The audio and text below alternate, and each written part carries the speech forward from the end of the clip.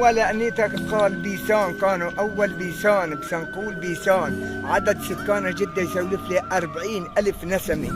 أثري من أهم هالقرى في جبل الزاوية، أثري هالضيعة هاي أثري، وفيها أثار ودليل ليكوا على هالجلاليس اللي فيها. وكانت الحمد لله والله مرة سولف لي الله يرحمه ويسكن الجنة، قال أنا ماشي هون وإلا كان هاي مقبرة، كانت مقبرة، قال وإلا واحد دق على كتفه قال له حجي ما هو حرام تحطوا هالكوم، كان أول غنم وما غنم وبقر ونحطوا، قال لي ما هو حرام تحطوا هال هون على قبور هالشهداء واللي الله سبحانه وتعالى أكرمهم وتوفوا هون عندكم استشهدوا، معقول يا حجي؟ قال والله التفت هيك كان جنبي ما عرفت وين راح. هاي على كلام جدي اللي يعني عاش له بتيجي 90 سنة. طيب ليش سموها بهذا الاسم ما سموها اسم ثاني؟ ليش هذا الاسم؟ شو معناه؟ والله يا عين عمك بسنقون يعني بيسان بلد خير وكرامي، واهلها كانوا طيبين، يعني يعزوا الضيف ويعزوا الغريب.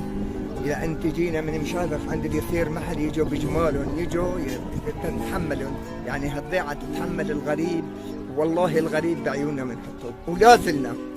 طيب شو مشهورة؟ مشهورة بالزيتون والزراعة، كل شيء من كل المواسم من كرم الله عنا.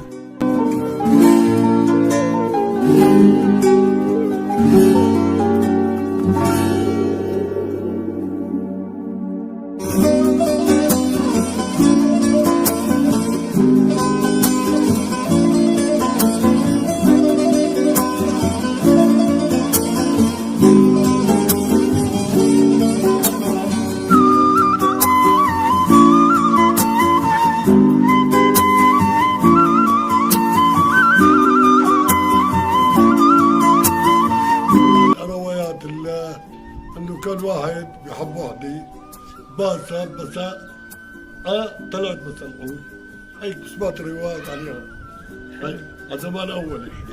حلوة هالرواية. الله يطول عمرك.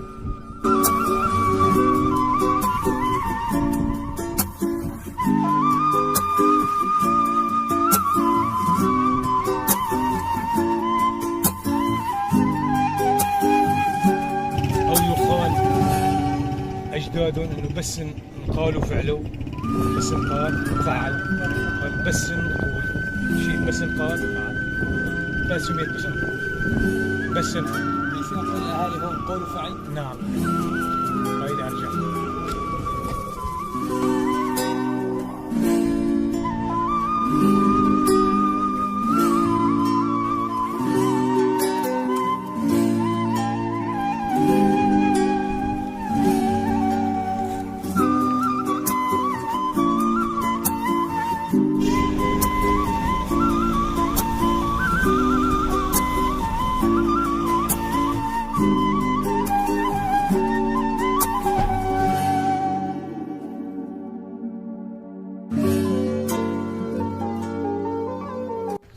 الرواية الأرجح في شخص اسمه لويس نقود، هذا قس كبير ومشهور ومعروف، وكانت بهذا الوقت كانت يعني أنا هيك الرواية إنه كنا مشهورين بالزيتون، وكنا مشهورين بتصنيع الصابون، كنا المصدرين أولها إذا واحد يرجع التاريخ والكتب إنه المصدرين الأول بالصابون الغار إلى ألمانيا، يعني كنا نصدر صابون غار إلى ألمانيا عن وقت اللي كان مين؟ لويس نقول.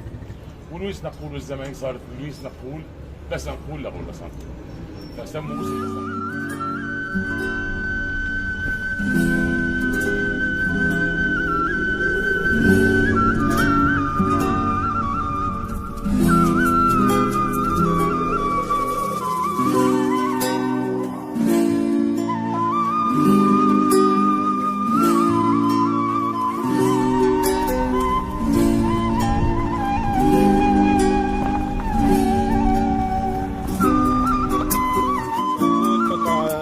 الجهة الغربية الجنوبي لمحافظة إدلب، بسنقول تتبع لناحية المحبة لمنطقة أريحة.